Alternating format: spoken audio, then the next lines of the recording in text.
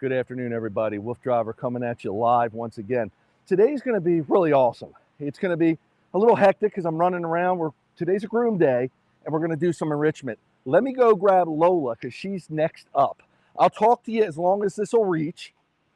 If not, Rod can give you a tour of what's going on just out there. I have to grab Lola because she doesn't live in front of the house.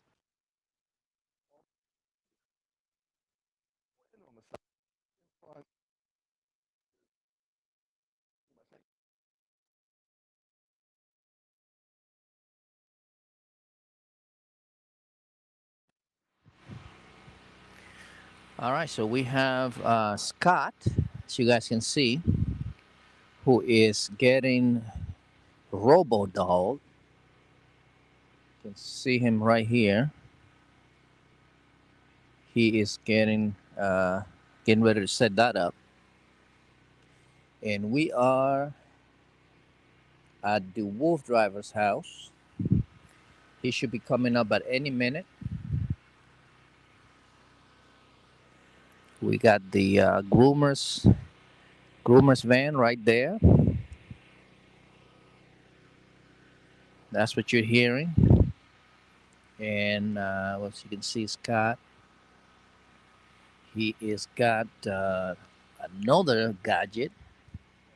We are doing so much during the week. Oh yeah. It's almost like they're overstimulated. Now we can hear the Wolf Driver. Husky, but Wolf Driver can. Wolf Driver's on his way. Coming out now. He's coming out. Here's Lola. And there he Lola's is. making an appearance. Lola, say hi. First, he wants to be sure to pee near Robotogo the robot. And we're coming through. Come on, good girl. So you're going to see me go to the groomer's van. And you're going to see me come out with, go in with Lola. It's like going to be a trick shot. Going to go in with Lola, and I'm going to come out with another dog. Guess who it is? Come on, good girl. Come on, good girl. Come on, Lola. Come on, my good girl. Good girl. Come on, good girl.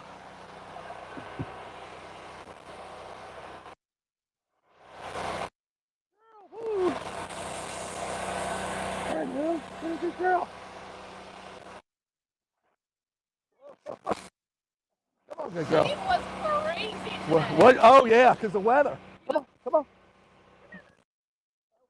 She wants to follow her in. I got her. Oh, you're going to come back in? She'd love to. I'm just doing the live. I just have my microphone. So cool. Let me know when you need somebody else or we'll just switch. Thank you so much.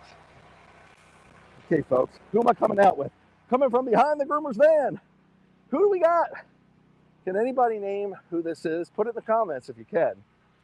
This is the gray wolf coat. Does that give you an idea? Now, if I let her, she'll jump on the cameraman. I'm going to try to protect him. Come on, good girl. Come on, Si. Good girl. Good girl. Scott's getting the equipment ready for what we're really going to talk about today, and that's technological enrichment, and that's using technology. Come on, good girl. You're a good girl. You're a good girl. Come on. Come on, good girl. Good girl. Okay. So, folks, what I'm going to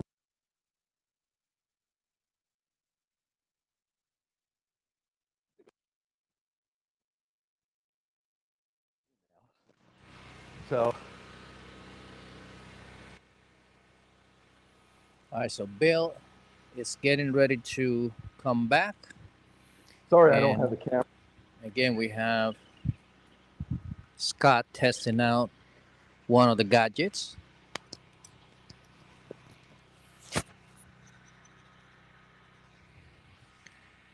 You can see right there. It's pretty nice and neat.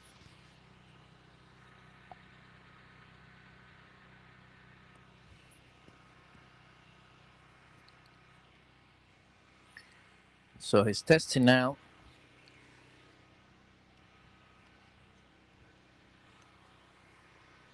and Bill is getting ready to come out any minute.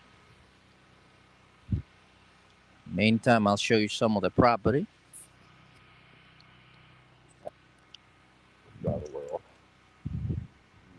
Get set here. I'm about to introduce to you a little bit more technology too. Here comes Bill. Coming back on camera now, folks. Rod, I'm going to put my goggles on. So, one more thing I got to do, folks. Pardon me. And I'm going to All right, so while he's doing that, put the goggles on. So, if you haven't seen these are Apple Vision goggles. I've been wearing them for a lot of the shows lately. They're going to allow me to read your comments live as they happen. So, the first thing that comes out is the goggles themselves. So you usually don't see this. It's a little bit behind the scenes. That's because we are a working household. Dog working, or they're getting groomed. We're trying to do live broadcasts. We're working with technology here, doing a little bit of everything. Got the robot there. Scott's going to give you a little show there, folks. Let me get this set up. Should only take a couple minutes, but you know how that goes, technology. You think it's a couple minutes, and it doesn't always go as planned. There, I think I'm almost there.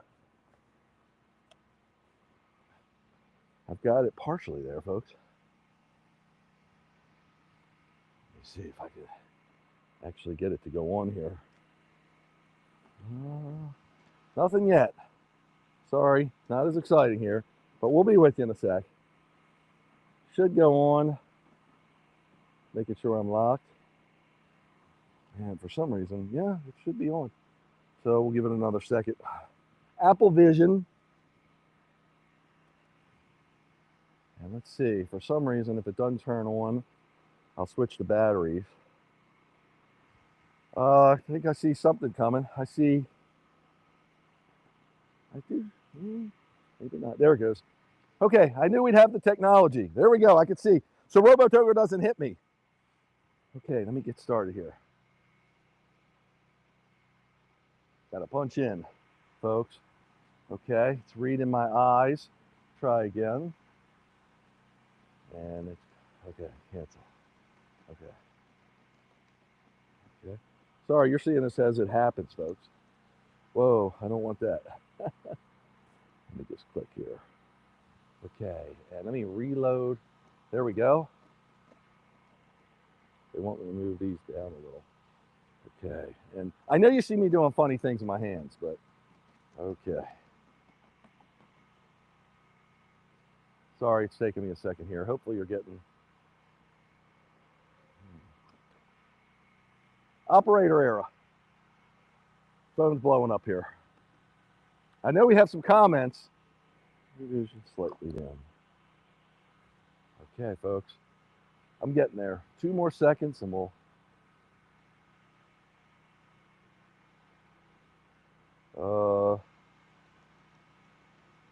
almost there. This is the problem with live TV. I can't see what I'm doing.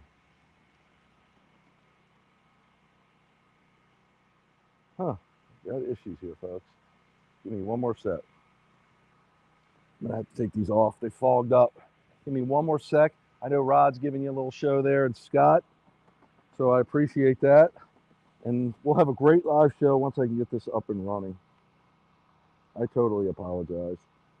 But you must admit you're having fun watching all the other technology happen. Okay. Now we're in business. There we go. Okay. Haley Stevens, great to see you, Haley. Love the sweatshirts. Where can I grab one?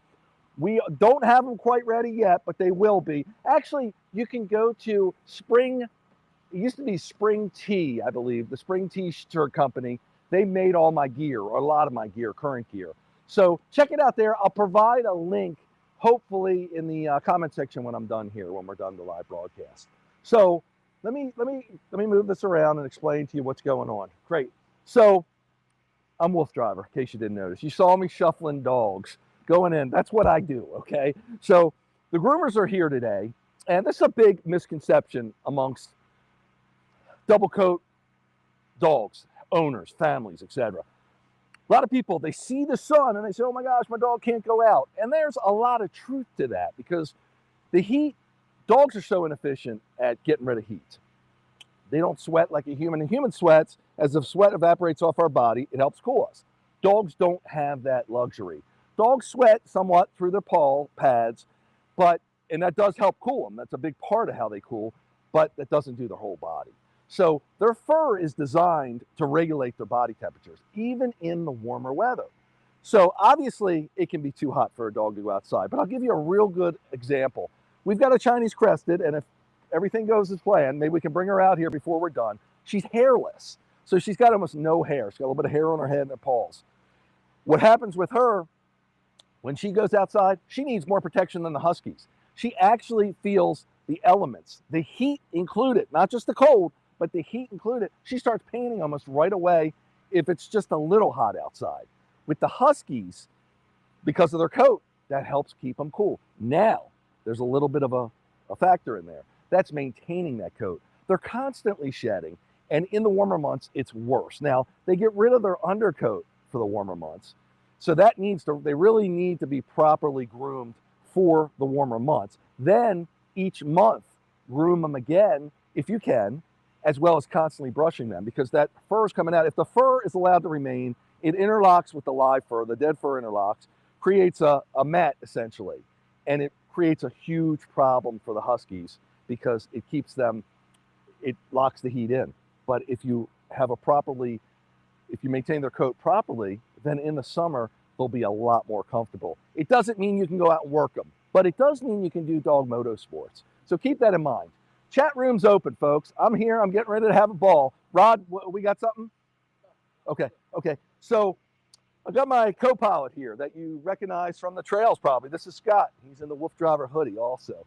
And we're going to do a little technological enrichment. So this is a really good time because on the trails, it happens so quick that it's sometimes hard for me to inform everybody and to give a proper explanation. Here you can ask me questions. You can just watch and comment, do it to your heart's desire. But let's start off with Robo-Toga. Actually, we'll start off with the Coyote. So this, as you see, is a rubberized or a fake Coyote, obviously. The Coyote represents, they actually produce a lot of this equipment for hunters. So the Coyote is kind of like a decoy for hunters because it'll attract other animals or scare them away depending on what they're trying to do. And I'm not a hunter, so I don't know all the ins and outs. But with the dogs, because dogs' eyes are trained to see motion. So if you go to a field and you just look at it, I like to practice this a lot, and you just look at it and you look for blades of grass that are moving. That's what the dog picks up on. Then, as soon as the dog sees that, they put their nose to the ground and try to pick up on that scent. Cheryl Kovadak, hello all, you're totally aware. Happy fall, carry on. Same to you, right back at you. Great to see you as always, Cheryl. And Lynn Wagner, that Coyote is awesome. It really is awesome. So just real quickly, so the dogs, as soon as they see something move, they usually put their nose to the ground or put the nose in the air. They start air scenting, they call it, to see what just moved. Why did that blade of grass move? Is it the wind or is it an animal, something else going on? And that's what their nose tells the whole story of the tail. So the Coyote on wheels here, we first got the first Coyote on wheels. When I first started doing this kind of enrichment, what I call technological enrichment. And the Coyote, and it was on camera. You can go back in my reels or wherever you're watching this from in the video section, the shorts, and you could see the first Coyote was not fast enough. The dogs called it. The dogs can run between 20 and 30 miles per hour, Husky, Shepherds, along those lines. Now, when they're tethered to the different equipment we use, when they're in sled dog mode, that's usually going to be about a 20 mile per hour top speed. So we need a Coyote or a capable RC car, basically, a remote control car, that can get that kind of speed. So the first one I had was about 8 miles per hour, and the dog smoked that. So then we went up to something that's capable of doing up to 60 miles per hour. And we can't show you here because we don't have a drone in the air right now to show you how that would look like. But you can imagine a car going 60 miles per hour. Well, this thing's pandemonium out there. So too fast for the dogs, but fast is sometimes good, that kind of speed, if we just want to grab their attention. So if we're on a farm and there's a huge farm field. And even 20 miles per hour is good, but the 60 miles per hour is going to create more of a motion blur, if you will. So they might not see it clearly, but they're going to see that motion, and then they're excited. And that's what we're trying to get, that engagement, because then that tantalizes their senses. So they start trying to tell the story with their mind. They're working. Kind of like when they do dog puzzles that they've created for them. This is like a real life puzzle. The only difference is there's not anybody's life in jeopardy, and the dog's not going to get hurt because it's not going to engage with that particular animal that it's chasing or thinks it's chasing, and that animal's not going to get hurt. So, but they're all their facilities, all their instincts are getting a chance to get some exercise and to get some enrichment. And that's what the content feeling is when they're done. They're like releasing endorphins. So that's why we do something, and we're not back there today. In the back of my house, I have a lure coursing course. So lure coursing is where they chase a flag on a pulley system. And the pulley system, bring the robot in, Scott, you can bring it in. The pulley system, actually, they know the flag's not real because it's no scent.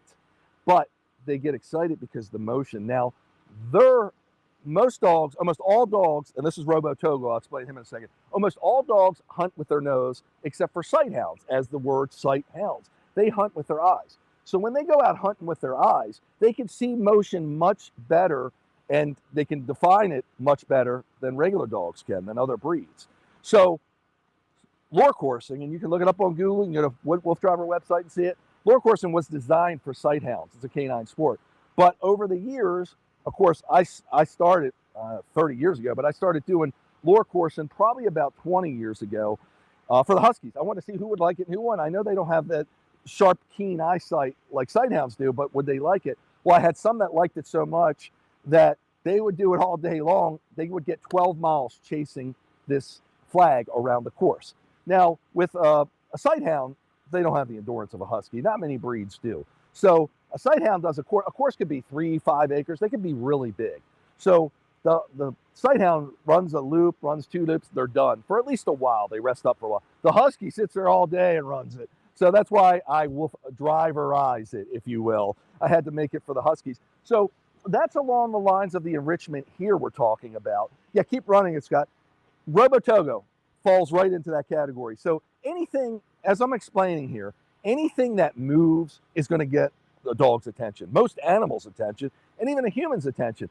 I try to train my eyes. I really work on this like a dog, just to look for movement, just to know what's going on in my yard. Is there animals there? Is somebody there? Is something happening? Is there a dog out there? Whatever. When we're on the trail, I'm looking like the dogs are looking. So because if you can freeze your eyes for a second and just wait for something to move, the first thing that moves, what's going on? Is the leaf blowing on the ground, or is something else happening? So Robo Togo, along those lines, he's going to move differently. Now, of course, it's not a recognizable shape to them, but either is the flag I talked about. But what'll happen is they're going to want to know, is that something they can engage with, they can chase, they can prey upon, what are instincts kicking in? So that gets them going, the movement of them. Now, the whole point that he can move in awkward positions, unusual positions that other animals can, that makes them even more enticing to the dogs. So Robo Togo will do some tricks too. Have him stand up and do some of the stuff he does, Scott. So with him being able to do these tricks, we can kind of play with the dogs a little bit. And I call it Punk My Pup. Go to that website. Look at him.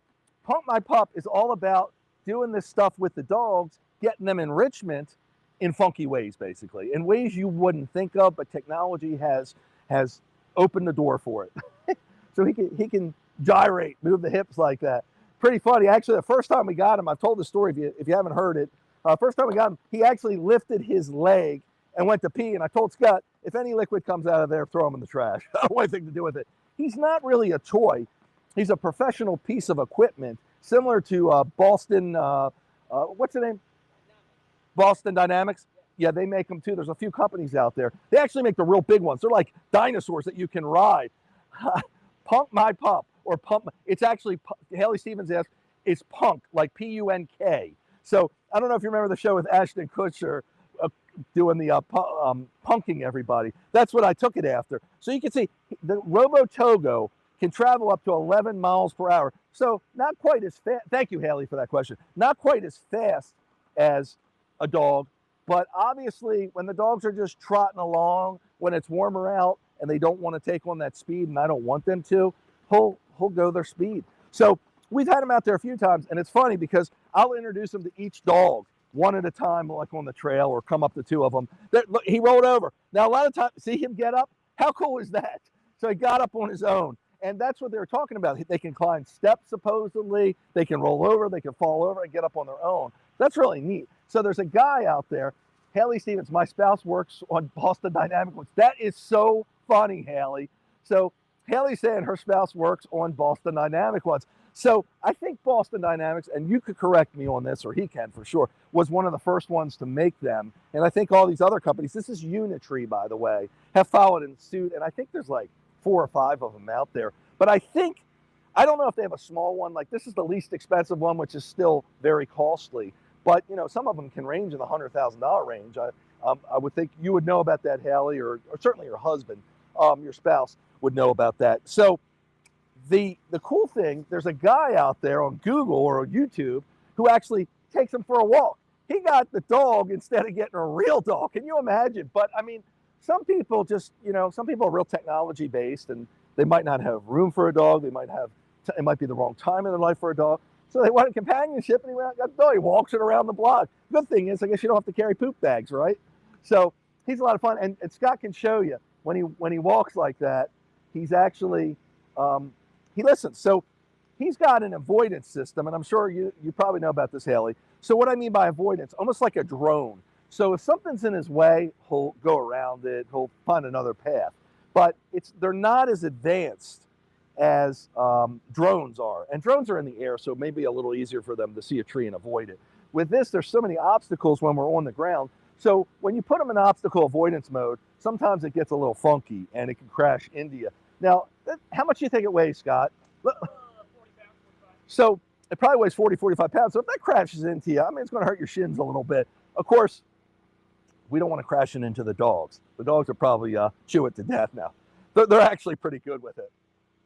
But we avoid most of the time using the avoidance system, and Scott's become very proficient at actually steering him. So the last trail we went on, which I believe was, where was that? It was, I know where it was. I'm thinking it was somewhere around the Great Allegheny Passage, but it wasn't the Great Allegheny Passage. It was the David S. Ammerman Trail. And actually, it was after the Ammerman Trail, because the Ammerman Trail, we couldn't get it to go past 6 miles per hour, which was too slow. So we then went to the other trail, the Arlington Rail Trail. And on that trail, we had it going almost maxed out. Scott was having a tough time keeping up with it. The dogs were chasing it. It was running alongside the dogs, next to the dogs, and everything. I was going to say, whoever's controlling the dog is doing an amazing job. Kudos to you, Scott. Thanks, Haley. He's doing really good. He takes this thing home, learns it. Wolf driver. That's what we do. I mean, everything we do to the nth degree, and it's all for the dogs, of course. But when it comes to some of the equipment, I don't have the time to learn it. I don't have the fortitude sometimes, the aptitude. Scott does, and Scott's younger, and he really can make things happen. And this thing's got a lot of specialty entertainment built into it, for lack of a better description. So it helps. Look, we were doing that with the dogs. We were going up to each dog, and actually, it's got a voice in there, or a recorder that you can record your voice. Hi, Cyan. So he goes up to Cyan and says, Cyan. And Cyan looks like, what the hell is this thing, Dad? But hear it? That's one more time, Scott. Cyan. Keep going. Hola. Nikita. You hear it talking? So Robo Togo is talking now. So it takes your voice. It's just a recorder, basically, and it can get pretty loud. Now, we're competing right now with the groomers. Again, the groomers are here grooming the dogs. So they've got a generator, so they're self-sufficient, but that makes noise, obviously, because it's a gas-powered generator. But Robo Togo, I'll leave you with, the reason we have Robo Togo, or I've named him Robo Togo, is because the lead sled dog, Togo, on the Great Serum Run, when they got the serum to Nome, and that's why the Iditarod's there, when they saved the village of people that were in desperate need of this serum, but the only transportation they had at the time was dog sled transportation, because it was back in the day. So there you go. He's praying up to the sky. So they ran relay teams with dogs, of course, sled dog relay teams. And Balto you might have heard of, and Togo you might have heard of. They were some of the most famous dogs that were part of it. And you can still find information on them in Wikipedia, on Google, on my websites. And there's a statue for Balto in Central Park. So a big life-size, or maybe bigger than life-size statue. And Togo's got a dedication somewhere up north, in I think in Cape Cod somewhere. You can look that up. But because Robot Togo, it seemed to work together, so we named him Robo Togo. And he's whoa! I thought he was attacking me.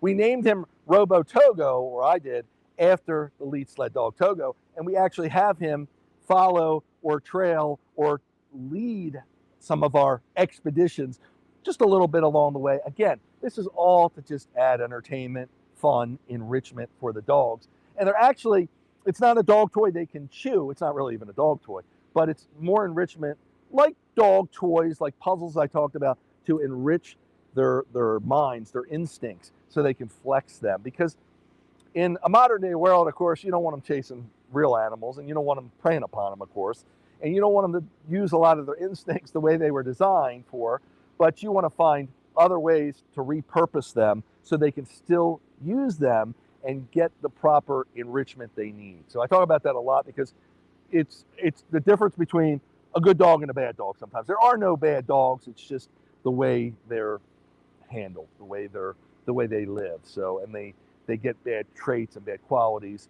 etc. So we're trying to avoid that. And when I say bad traits and bad qualities, just unwanted behaviors. So finally, where's the speaker, Scott?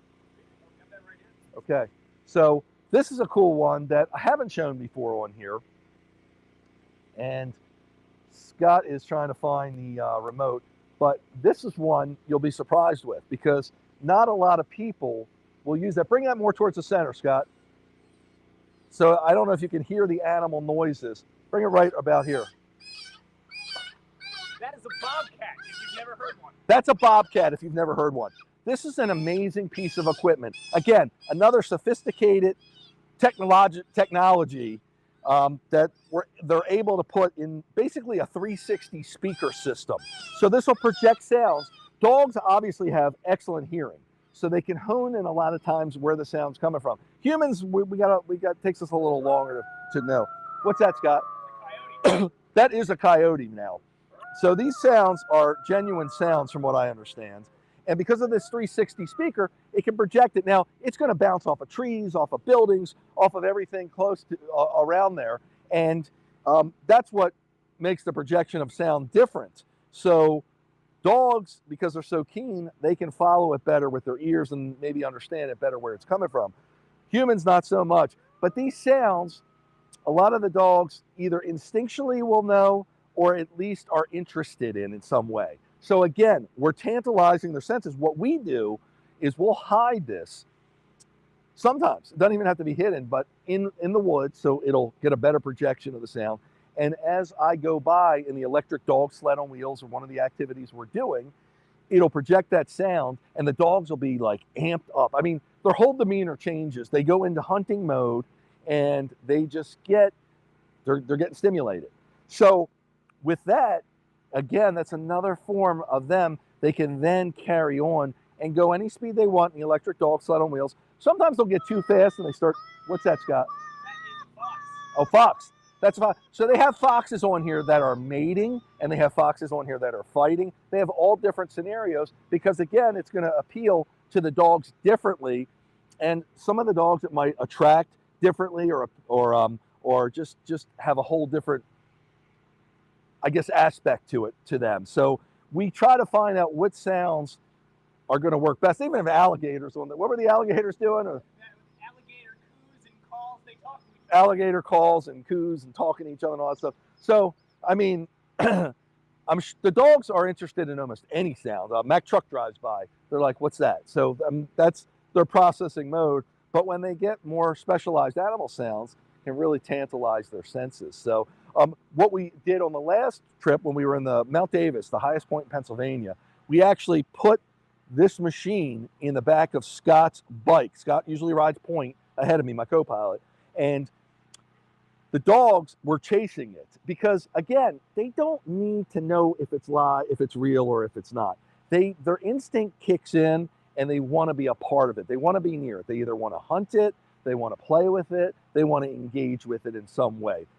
Huskies are very curious, especially. All dogs are. But that's part of the enrichment that I'm talking about. That curiosity, taking it to the next level, is what this equipment can do for them. So it's just a lot of fun for us, almost like a little bit at borderlines science. I mean, we're trying to see what appeals most to the dogs, the best place to put the different equipment. That's the alligators? That's the alligator. How cool. I thought it was a lion or a bobcat roaring, or so. Who the hell knows?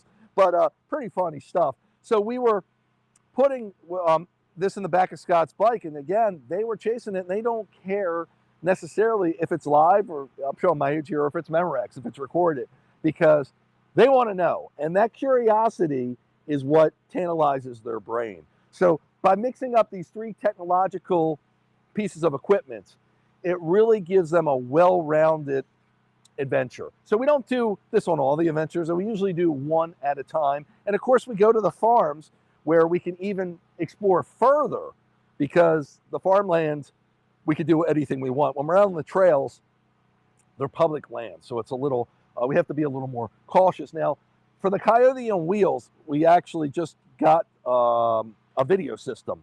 And Rod would know this. We got the DJI video transmission. So we put the transmitter and a camera on the actual unit, so it's almost like flying a drone.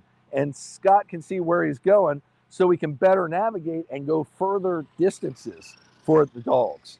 So because it only takes a little bit to engage them. Once they see that, if they're out here now, and we'll do a show in the back at some point where we'll show you, or on the farm, where we can show you them actually off leash and running and chasing it, because that's when you can get close to 30 miles per hour from the dogs and they can chase the coyote. And because I've done this kind of enrichment with them, like I talk about lure coursing and everything else, they are going to actually be able to control themselves.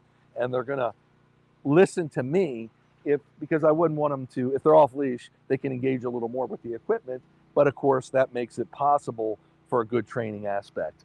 So if you have any questions, comments, concerns, anything else, come at me, please. We're here for a few more minutes. We've got the groomers, so I've got to kind of be on call a little bit for the groomers, but I'm going to check and see. They know I'm out here if they need me.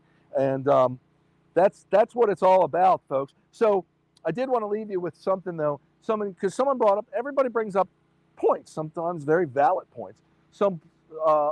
Another musher, a fellow musher, who more of a professional musher. Again, I'm a recreational musher. I'm establishing some new ways, doing totally different aspects of it.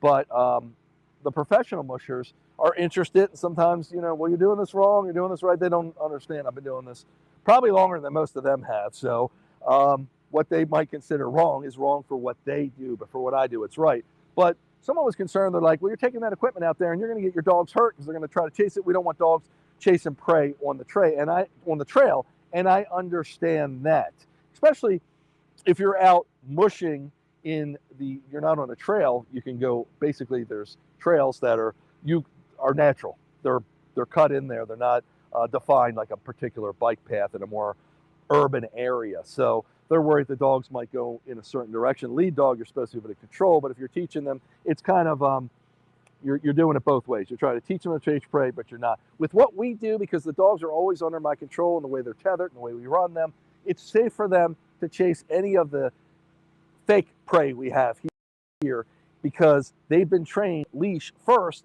in my amazing chase horse to chase the flag, as I talked about. So when you get into this stuff, they understand what I want them to do, what's expected of them, and what's acceptable. So that's why, and it's also always important to remember, if you can simulate a situation that you might encounter, if you're having a bad behavioral problem with a dog, the dog is jumping on guests when you come.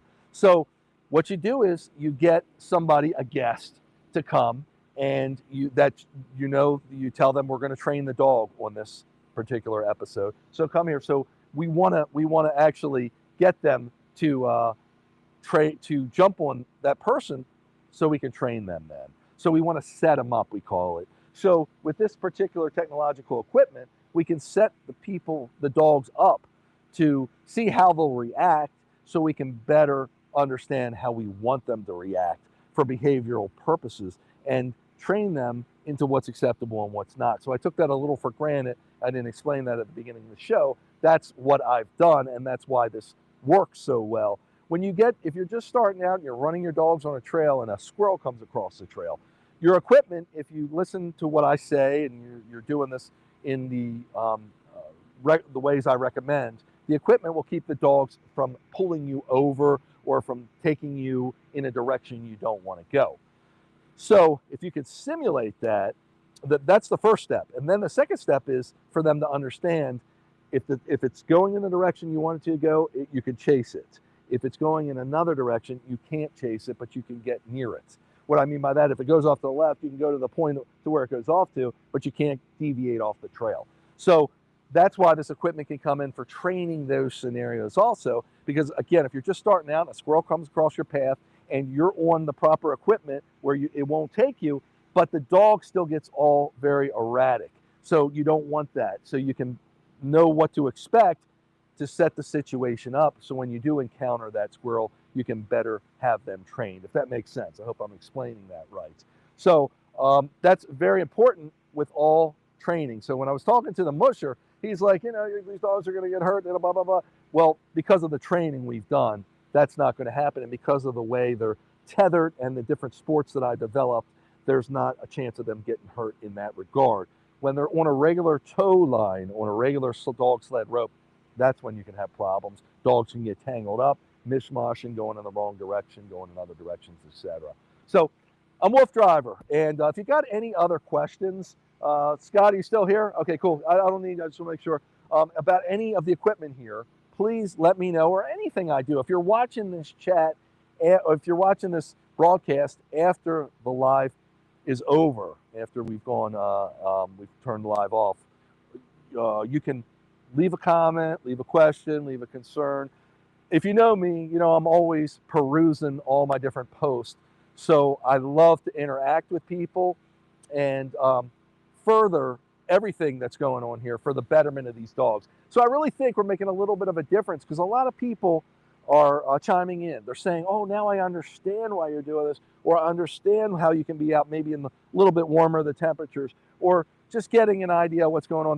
There's a lot of people that just post the first thing that comes to their mind, which is okay. I mean, we are spontaneous, but I don't take offense to it. I want to explain to them exactly what's going on so their post that they did doesn't get misconstrued as accurate information. And then somebody says, oh, I see it's terrible to treat huskies, to take them out running, so I'm going to go adopt a husky and I'm going to bring them home and just make them a couch potato. Because that's setting yourself up to fail, because people will go and do that, and then they realize the husky don't want to be a couch potato, most of them. They want to be out there adventuring and working their instincts, releasing their endorphins, and just doing what they normally would do, what's in their array of tools, what they have, what they were bred to do. Doesn't mean they've got to pull a full sled, and that's why I've developed dog motorsports. But a lot of people don't understand that. They get the husky, bring it home, it's uncontrollable, it's unmanageable, it's not happy really. And because of this, they'll wind up taking it to a shelter or rescue, they'll abandon it. It's terrible, surrender it. So I hope I'm changing some of that. I'm showing you the fun you can have here, and in so many different ways. So Punk My Pup, one last thing I want to mention. So if you think about everything we're doing, do we have a question, Rod? Is your recorder there? Can you? Do I have to repeat it? No, yeah, you have to repeat it. Okay. And I love your video. Oh, thank you so much. Who is it again? Kick Shade. I know we're saying that wrong. On Instagram. I love your videos. Thank you so very much. I truly appreciate that. And we're spreading the word here by everybody commenting, questioning, and even the bad stuff, because it's all good stuff when we get the right thing out. Now, Robotoga just came into view, and I thought that was our little dog, Gigi. I was like, wait a minute, is Gigi out here?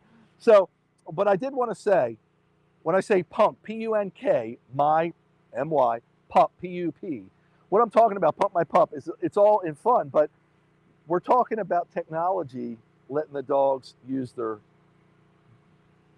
bred instincts.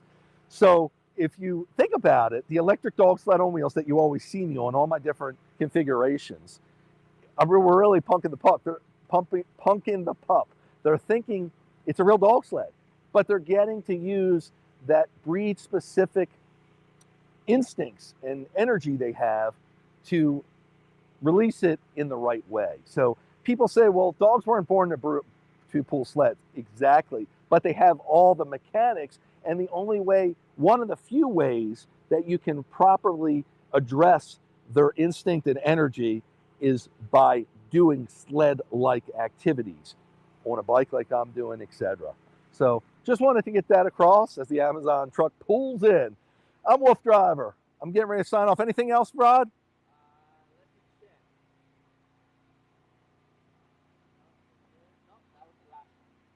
That's a wrap here in Wolf Driver Land. Today we were at the home front. Again, the dogs were getting groomed. We went over technological enrichment. And Haley, it's so funny that your spouse works at Boston Dynamics. So cool, because this is a Unitree robot, if you're just tuning in. And Boston Dynamics, I think they were the first one. I think they make some of the best ones. Wolf Driver signing off. Have a great day, everybody. Thank you so much. We got one more. Haley Stevens, have a great day also. Thanks, everybody. See you on the next broadcast. And whoa, Karen Wally DeGraff. Karen, any difference between woolly and regular coat Huskies besides their coat?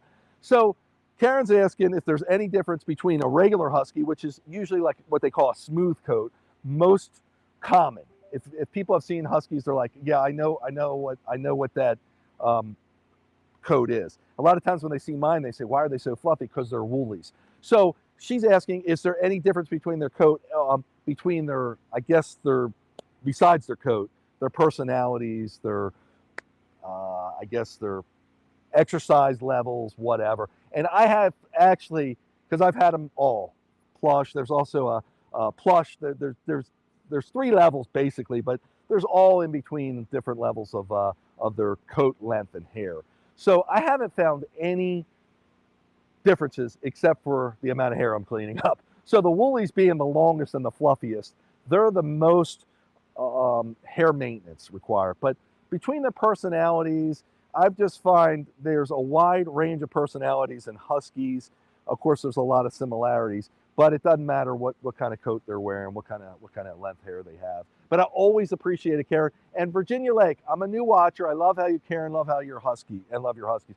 Thank you so much, Virginia. I truly appreciate that. And everything I do, I share for the betterment of these dogs, because I'm not selling anything, as you're probably aware of, but I do like to find really good equipment like I have here and help everybody learn about it and maybe get something like it or understand the enrichment process and maybe get them a dog puzzle, because it's similar to what I'm doing here.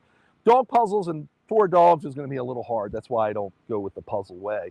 But with this equipment, because it's large and because of the capabilities of it, it can better interact with more of a team of Huskies. So I really appreciate that. I really appreciate, Karen, I always appreciate your comments. And I'll know you point out some good stuff to me, like the pokeweed, I think you pointed out.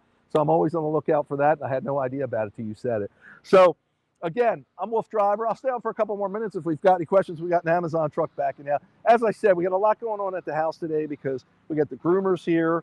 We've got Scott, my co-pilot, came in so we can do, every once in a while, we've got to do some organization because of all the equipment and all the camera work we do out in the fields. And we've got Rod, my producer, here doing a live video just because I'm kind of stuck to home today, because when the dogs get groomed, I'm here because I need to be, because I shuffle the dogs around and I know their personalities and how to handle them, even though they're great with everybody, but I like to do it my way.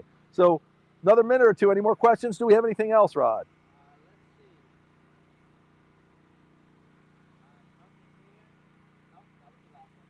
So I think that's a good day, everybody. And Haley, thank you again. What a great live. Hope you really enjoyed it. I know, it's a little funkadelic because I'm talking about this crazy equipment that pretty much nobody else would ever use for dog enrichment, just me, the Wolf Driver. But I'm showing you how it can be valuable. Some of this stuff is a little costly, of course.